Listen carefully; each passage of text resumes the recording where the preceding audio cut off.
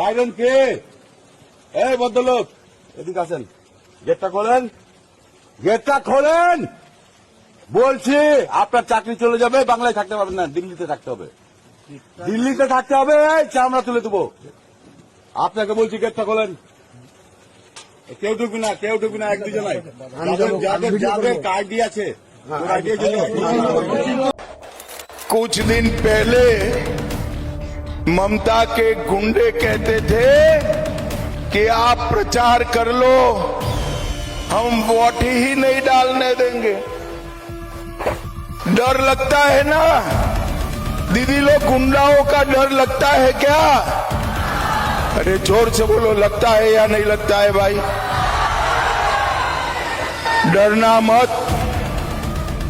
मैं आज दीदी के गुंडों को कहकर जाता हूं, कान खोल कर सुन लो, 29 तारीख को एक भी मतदाता को उंगली भी लगाई तो आपकी जगह बंगाल की खाड़ी में होगी, बंगाल की खाड़ी में। ये जो तस्वीरें हैं ये अमेरिका और ईरान के युद्ध की नहीं है, ये भारत की तस्वीरें हैं, पश्चिम बंगाल की, जहां पर विधानसभा चुनाव हो रहा है। नमस्कार, जोहार, आप देख रहे हैं चैनल न्यूज। मैं हूं निशा मिश्रा आपके साथ। यही कहूंगी कि स्वागत है आपका बंगाल में। और बंगाल की जो राजनीति रही है, जितना पेचीदा उसमें पेचीदगी देखी जाती है वो कहीं नहीं देखी जाती है। हमने शुरुआती दौर से आपसे कहा है कि भारत के बाकी स्टेट में जो चुनाव होते हैं और बंगाल में जो चुनाव होता है उसमें जमीन आसमान का अंतर होता है। बंगाल की राजनीति रक्त रंजित राजनीति कही जाती है। जब जब चुनाव होता है, एक छोटा सा पंचायत चुनाव में 30 से 35 लोगों की जान जा सकती है, तो सोचिए विधानसभा और लोकसभा में क्या आलम रहता होगा।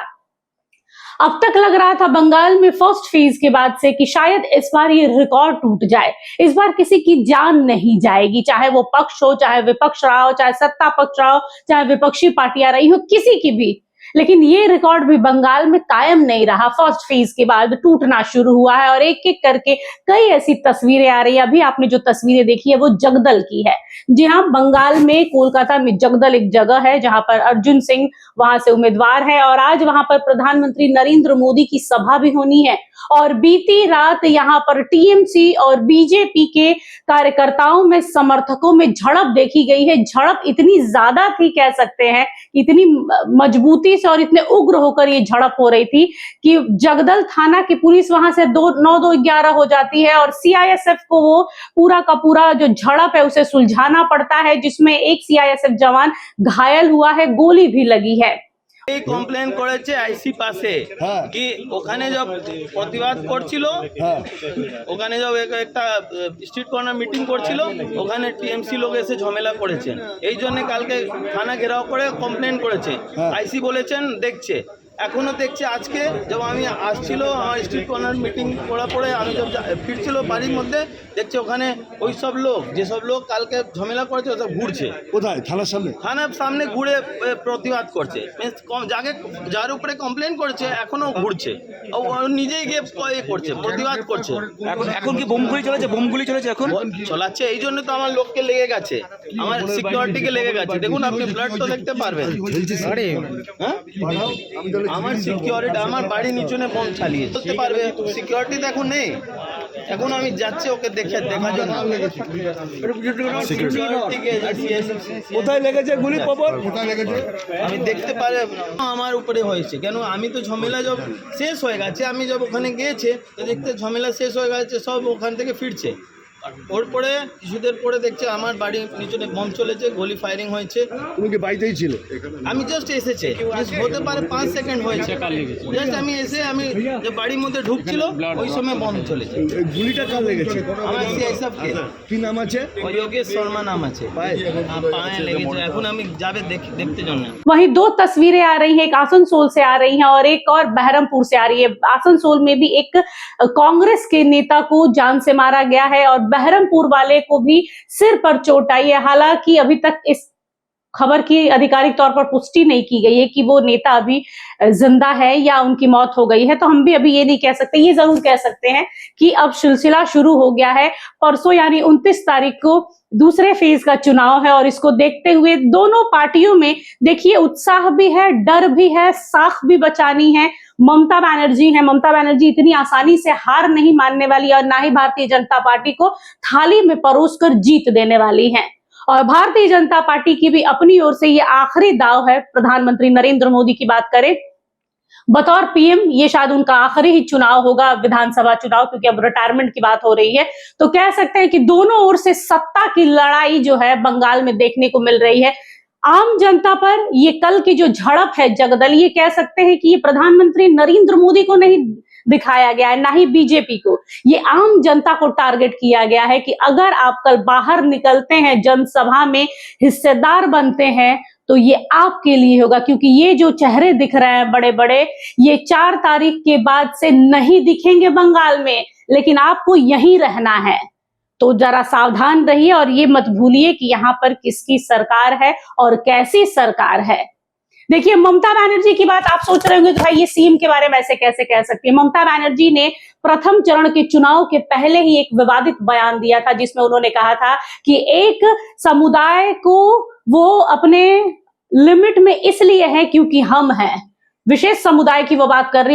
मैं खुल के बता देती हूँ कि बंगाल में विशेष समुदाय को जितना सपोर्ट टीएमसी और ममता बनर्जी करती हैं, शायद ही कोई पार्टी किया हो।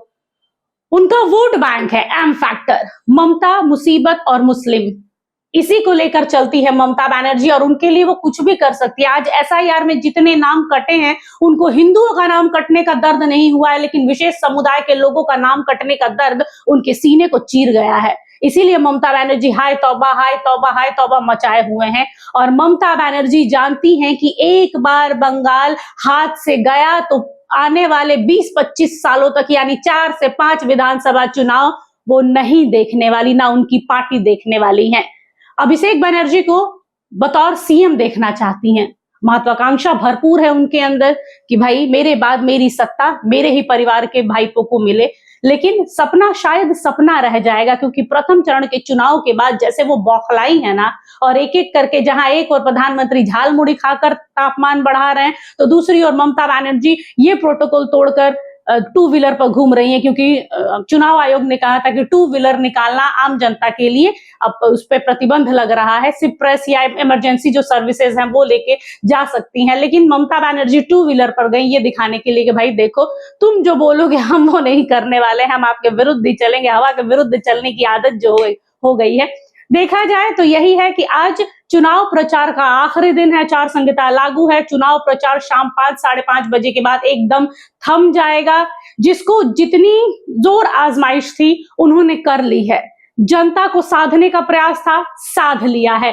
5 सालों में लगातार 15 सालों से ममता की सरकार को देख रहे हैं। 5 सालों में क्या क्या हुआ है, या 5 साल नहीं जाए 2 साल 1 साल पीछे जाते हैं तो बंगाल में जो देखने को मिला है, यकीन मानिए कई ऐसे वर्ग हैं, चाहे वो मेडिकल डिपार्टमेंट हो, चाहे सरकारी विभाग हो, चाहे प्राइवेट सेक्टर्स हो, लोग त्राहिमाम कर रहे हैं, लोगों को बदलाव चाहिए। लेकिन ये हम और आप नहीं बल्कि ये जनता तय करेगी कि कौन आएगा और कौन जाएगा। आखिरी दिन है, लेकिन ये नहीं कहेंगे कि राजनीति बंद हो जाएगी।